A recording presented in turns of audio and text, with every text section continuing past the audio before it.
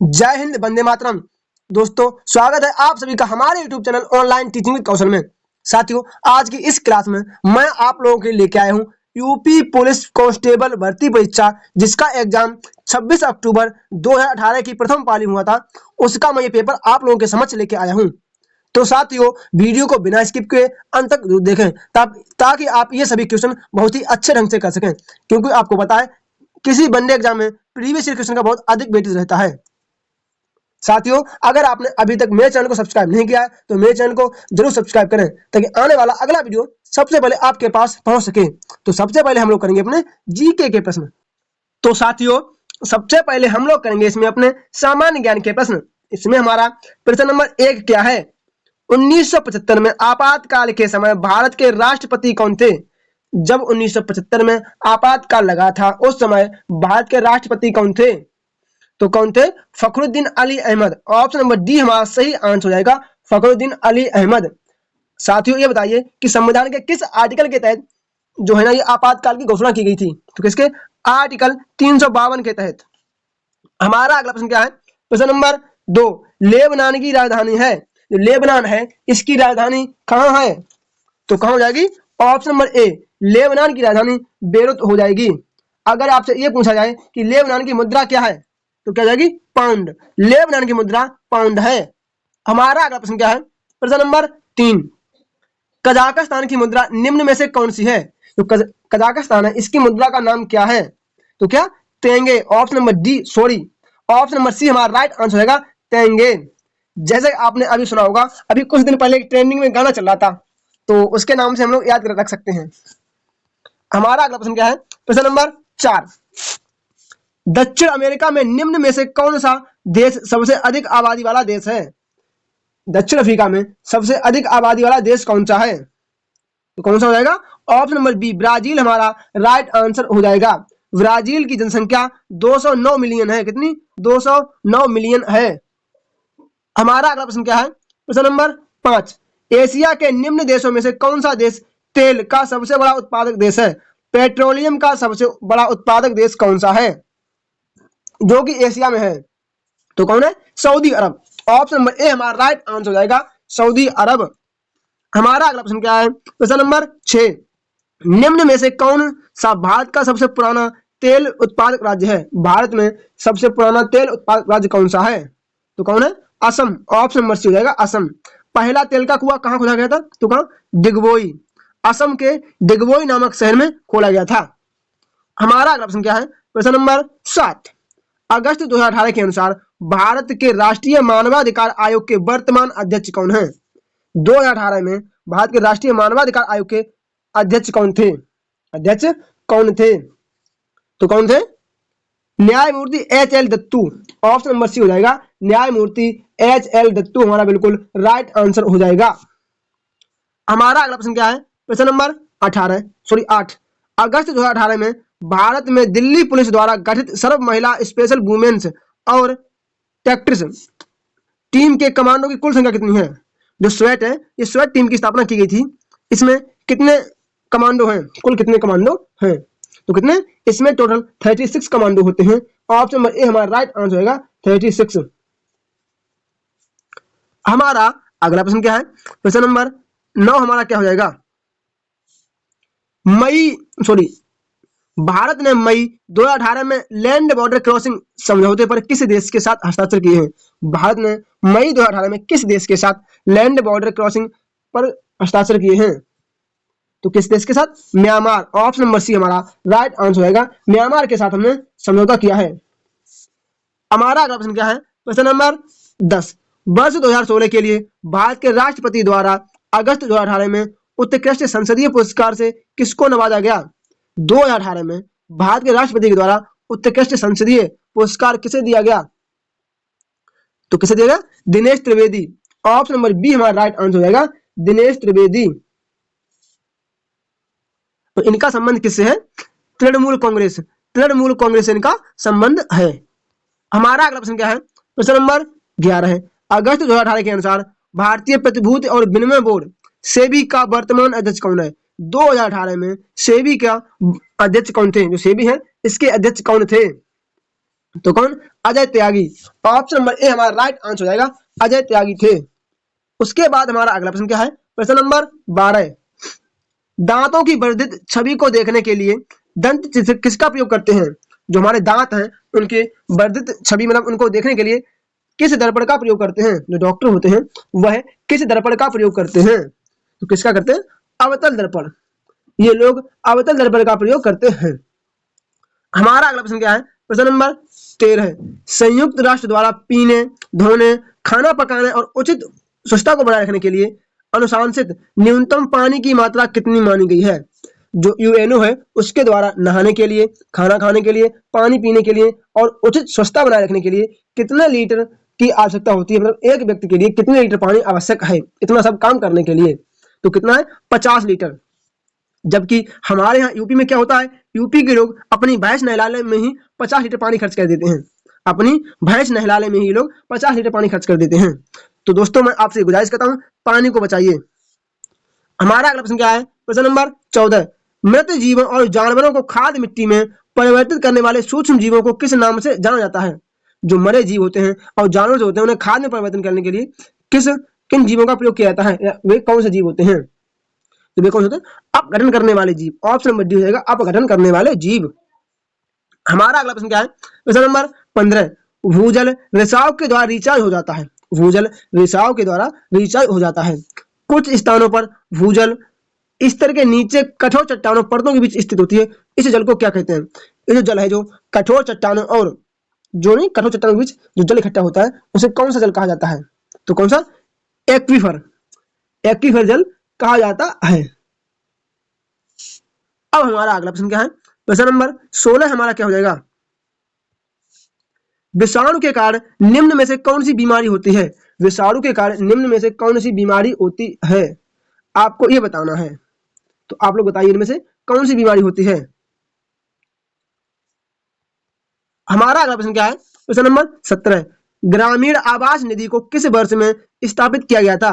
जो ग्रामीण आवास निधि है इसे किस वर्ष लागू किया गया था ताकि प्राथमिक ऋण संस्थानों की प्रतिस्पर्धा दरों को ग्रामीण क्षेत्रों में लक्षित समूहों को आवास वित्त प्रदान करने के लिए धन उपलब्ध कराने में सक्षम हो? साथियों ये जो इन्होंने इतना सब कुछ लिखा है ये सब आपको कंफ्यूज करने के लिए लिखा है, लेकिन सवाल यहीं पे खत्म हो गया था। ग्रामीण आवास निधि की शुरुआत कब की गई थी? तो कब की गई थी? 2008 और 2009 में। हमारा अगला प्रश्न क्या है? प्रश्न नंबर 18, फ्रैंक व्हिटल द्वारा निम्न में से किसका आविष्कार किया गया? फ्रैंक व्हिटल ने निम्न में से किसका आविष्कार किया? तो किसका किया? Jet engine. Option number D हो जाएगा, जेट इंजन। हमारा अगला प्रश्न क्या है? प्रश्न number 19, Kashmir the Vajpayee years नामक पुस्तक के लेखक कौन है? कश्मीर द वाजपेयी ईयर्स जो पुस्तक है इसके लेखक कौन है? तो कौन है? AS Dulat. AS Dulat. Option number C हमारा राइट आंसर हो जाएगा। इनका पूरा नाम है अमरजीत सिंह दुलट। हमारा अगला प्रश्न क्या है? प्रश्न नंबर 20, केंद्रीय जीएसटी कानून को भारत के राष्ट्रपति ने कब सहमति प्रदान की थी? जो केंद्रीय जीएसटी कानून है इसको भारत के राष्ट्रपति ने कब सहमति प्रदान की थी? इस पर अपने कब साइन किए थे? तो कब किए थे? 12 अप्रैल 2017। ऑप्शन नंबर डी हो जाएगा 12 अप्रैल 2017 और इसे 1 जुलाई 2017 से लागू कर दिया गया था।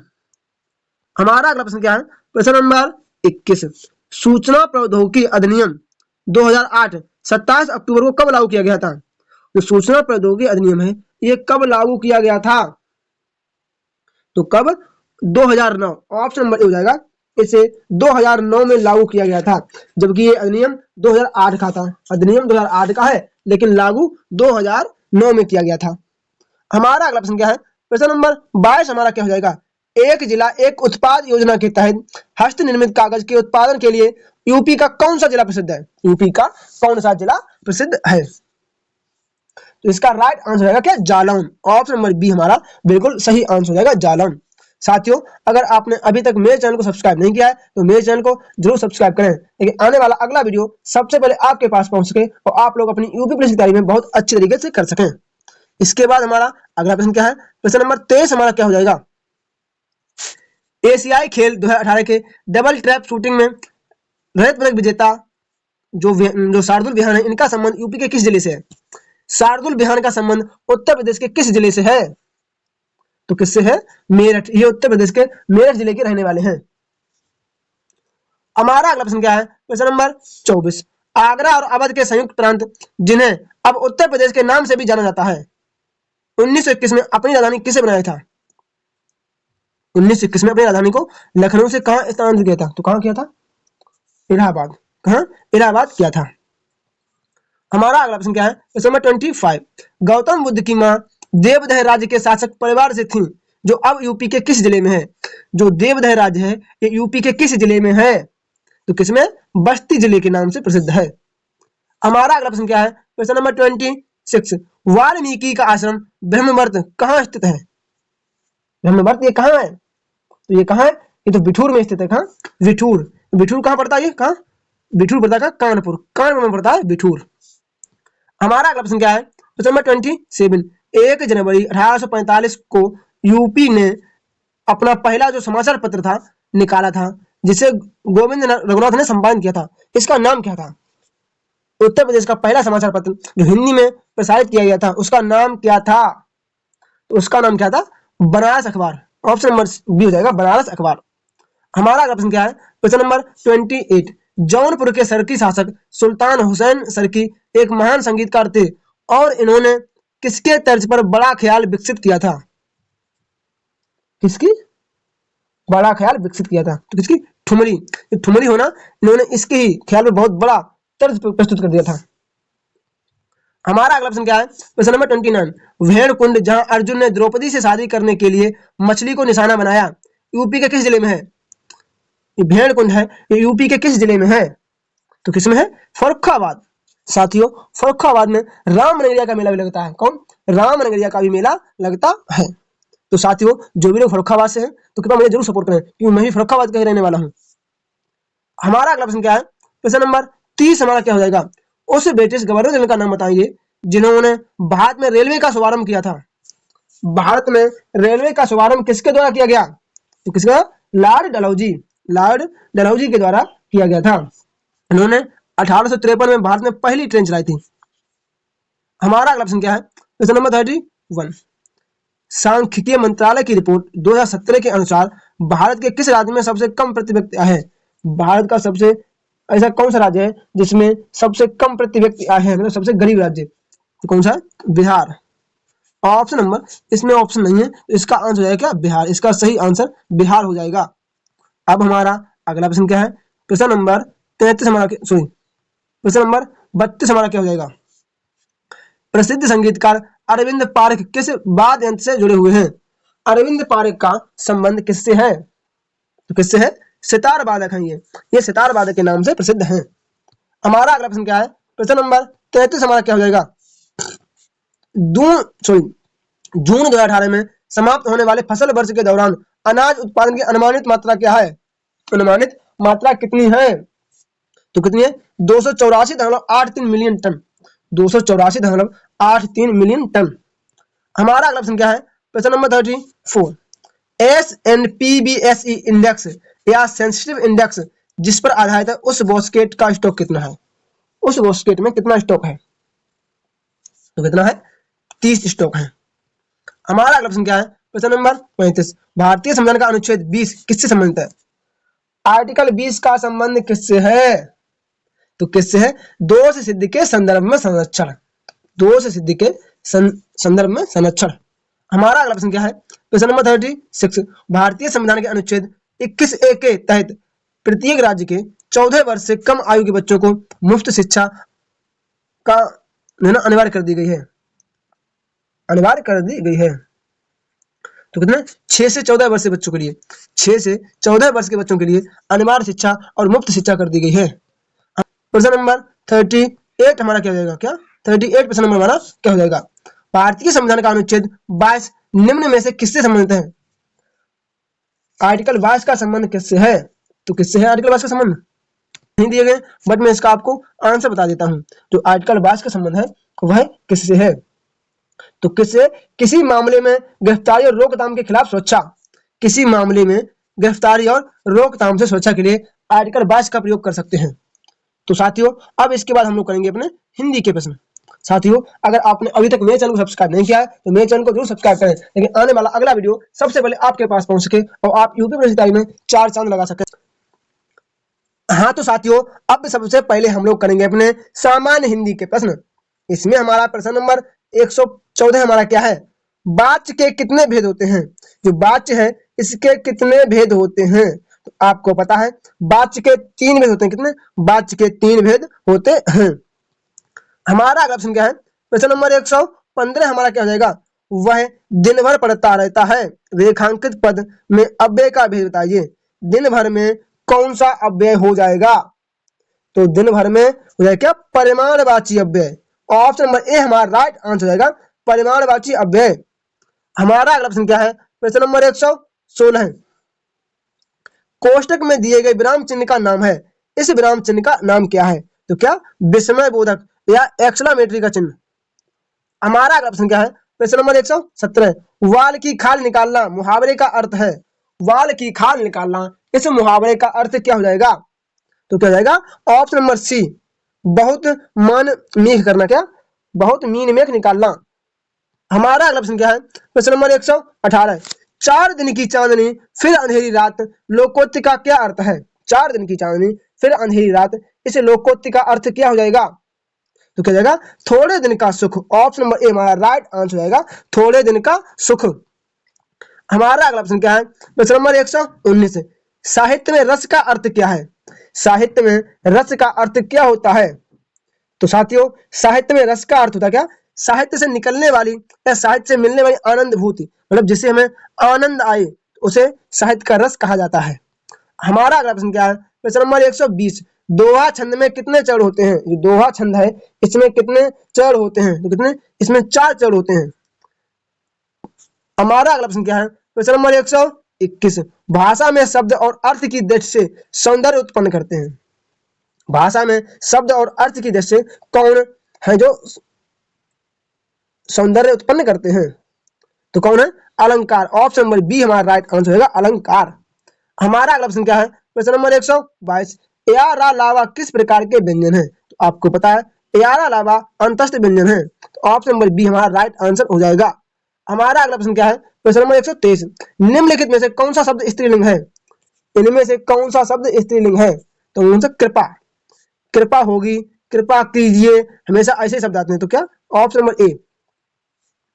हमारा अगला प्रश्न क्या है, प्रश्न नंबर 124, 124, वचन किसका बोध कराता है। जो वचन है ये किसका बोध कराता है, तो वचन किसका, प्राणी या वस्तु के एक या अनेक होने का, प्राणी या किसी वस्तु का एक या अनेक होने का बोध कराता है। हमारा अगला प्रश्न क्या है, प्रश्न नंबर 125, उसने टेढ़ी चाल चली इस वाक्य में कौन सा कारक है। उसने टेढ़ी चाल चली इस वाक्य में कौन सा कारक है, तो इसमें कौन सा कारक है, ऑप्शन नंबर डी, कर्ता कारक है। क्या इसमें कर्ता कारक है, क्योंकि कर्ता ने, उसने, कर्ता ने। हमारा अगला प्रश्न क्या है, प्रश्न नंबर 126, निम्नलिखित में से किस वाक्य में सर्वनाम का प्रयोग हुआ है। इनमें से ऐसा कौन सा ऑप्शन है जिसमें सर्वनाम का प्रयोग किया गया है, तो क्या मैं कल दिल्ली जा रहा हूं, मैं कल दिल्ली जा रहा हूं। ऑप्शन नंबर बी हमारा राइट आंसर हो जाएगा। हमारा अगला प्रश्न क्या है, प्रश्न नंबर 127, विशेषण किस शब्द की विशेषता बताता है। जो विशेषण है ये किस शब्द की विशेषता बताता है, तो आपको पता है विशेषण हमेशा संज्ञा की विशेषता बताता है। किसकी, संज्ञा की विशेषता बताता है। ऑप्शन नंबर ए हमारा बिल्कुल राइट आंसर हो जाएगा। हमारा अगला प्रश्न क्या है, प्रश्न नंबर 128, कर्म के आधार पर क्रिया के कितने भेद होते हैं। जो कर्म है इसके आधार पर क्रिया के कितने भेद होते हैं, तो कितने, कर्म के आधार पर क्रिया के 2 भेद होते हैं। ऑप्शन नंबर डी हमारा राइट आंसर हो जाएगा। हमारा अगला प्रश्न क्या है, प्रश्न नंबर 129, व्याकरण में काल का क्या अर्थ है। व्याकरण में काल का क्या अर्थ होता है, तो क्या व्याकरण में काल का अर्थ होता है समय या टाइम। हमारा अगला प्रश्न क्या है, प्रश्न नंबर 130, यह ताले की चाबी है, रेखांकित में कौन सा कारक है। यह ताले की चाबी है, इसमें कौन सा कारक है, तो इसमें कौन सा कारक है बताओ। ये ताले की चाबी है, इसमें कौन सा कारक है। अच्छा, का, की, के, रा री रे, नानी ने, ये किसमें आते हैं, का, की, के, रा री ने, ये किसमें आते हैं, संबंध में आते हैं ना। तो इसमें संबंध ऑप्शन है ही नहीं, इसमें संबंध कारक ऑप्शन नहीं है, तो इसका आंसर हमेशा संबंध कारक के अंतर्गत ही आएगा। हमारा अगला प्रश्न क्या है? प्रश्न नंबर 131, निम्नलिखित में से कौन सा शब्द पुल्लिंग है? इनमें से कौन सा शब्द पुल्लिंग है? भवदिया है? नहीं। दिव्या है? नहीं। साध्वी नहीं। क्या? संचालक है। तो ऑप्शन नंबर डी हमारा राइट आंसर होगा, संचालक। हमारा अगला प्रश्न क्या है?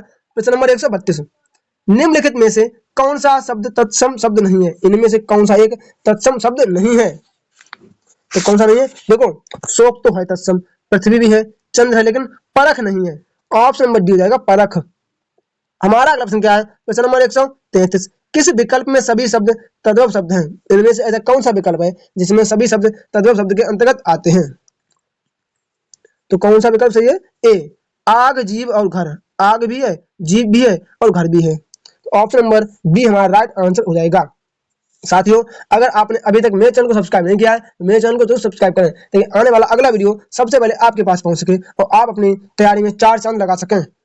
उसके बाद हमारा अगला प्रश्न क्या है? प्रश्न नंबर 134 हमारा क्या हो जाएगा? दिए गए विकल्प में से कौन सा विकल्प दूध का पर्यायवाची शब्द नहीं है? इनमें से दूध का पर्यायवाची शब्द कौन सा नहीं है? तो देखो, दुग्ध तो है, पेय भी है, गौरस भी है, लेकिन अमीय नहीं है। ऑप्शन नंबर डी हो जाएगा, अमीय। ये नहीं है, ये अमृत का पर्यायवाची है। ये किसका? ये अमृत का पर्यायवाची है। हमारा अगला प्रश्न क्या है? प्रश्न नंबर 135, सापेक्ष का उचित विलोम शब्द कौन सा होगा? तो सापेक्ष है, इसका विलोम शब्द क्या हो जाएगा? तो सापेक्ष का विलोम क्या होगा? निरपेक्ष। ऑप्शन नंबर ए हमारा राइट आंसर होगा, निरपेक्ष। हमारा अगला प्रश्न क्या है? प्रश्न नंबर 136, अंक शब्द के अनेकार्थी शब्द का चयन कीजिए। अंक जो है ना, इसका अर्थ क्या क्या हो जाएगा, ये हमें बताना है। तो देखो, अंक का मतलब होता है क्या? गोद, संख्या, अध्याय। ऑप्शन नंबर बी हमारा राइट आंसर हो जाएगा। अब हमारा अगला प्रश्न क्या है? प्रश्न नंबर 137, अपराध बोध से होने वाली ग्लानि, अपराध बोध से होने वाली ग्लानि वाक्यांश में एक शब्द लिखिए। वाक्यांश में एक शब्द लिखिए। तो क्या है? आत्मग्लानि। ऑप्शन नंबर सी हो जाएगा, आत्मग्लानि। अब हमारा अगला प्रश्न क्या है? प्रश्न नंबर 138, चिर चीर के अर्थ का सही विकल्प चयन कीजिए। चिर माने क्या होता है? महान या पुराना। क्या होता है? चिर का अर्थ होता है महान या पुराना। तो क्या पुराना हमारा यहाँ सही हो जाएगा। और चीर का अर्थ होता है क्या? वस्त्र। ऑप्शन नंबर डी हमारा राइट आंसर हो जाएगा। इसके बाद हमारा अगला प्रश्न क्या है? प्रश्न नंबर 139, सम उपसर्ग से बना शब्द कौन सा है? इनमें से ऐसा कौन सा शब्द है जिसमें सम उपसर्ग का प्रयोग किया गया है? तो कौन है? संयोग। समधन योग। क्या? समधन योग हो जाएगा, संयोग। हमारा अगला प्रश्न क्या है? प्रश्न नंबर 140, रंगीला शब्द में किस प्रत्यय का प्रयोग किया गया है? रंगीला में कौन से प्रत्यय का प्रयोग किया गया है? तो कौन सा? ईला। रंगधन ईला। रंगधन ईला। तो ऑप्शन नंबर डी हमारा राइट आंसर हो जाएगा। हमारा अगला प्रश्न क्या है? प्रश्न नंबर 141, सूर्योदय में कौन सी संधि है?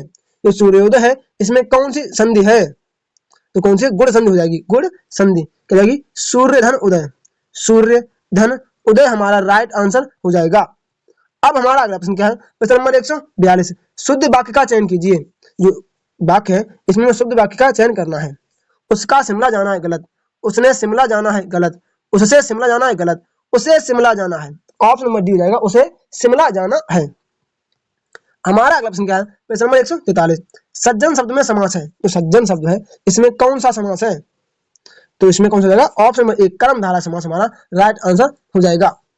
हमारा अगला प्रश्न क्या है? 144, कामायनी की रचनाकार कौन है? हमारा अगला प्रश्न क्या है? प्रश्न नंबर 144, कामायनी के रचनाकार कौन है? इसका आंसर आप सभी लोग मुझे मेरे कमेंट बॉक्स में कमेंट करके जरूर दोगे। तो साथियों, आप लोग ये बताइए कि आज का ये वीडियो आपको कैसा लगा है। अगर वीडियो आपको अच्छा लगा है तो कृपया मेरे वीडियो को लाइक, शेयर तथा चैनल को सब्सक्राइब जरूर करें। तो चलिए साथियों, मिलते हैं अपने अगले वीडियो में। तब तक के लिए जय श्री राम, राधे राधे।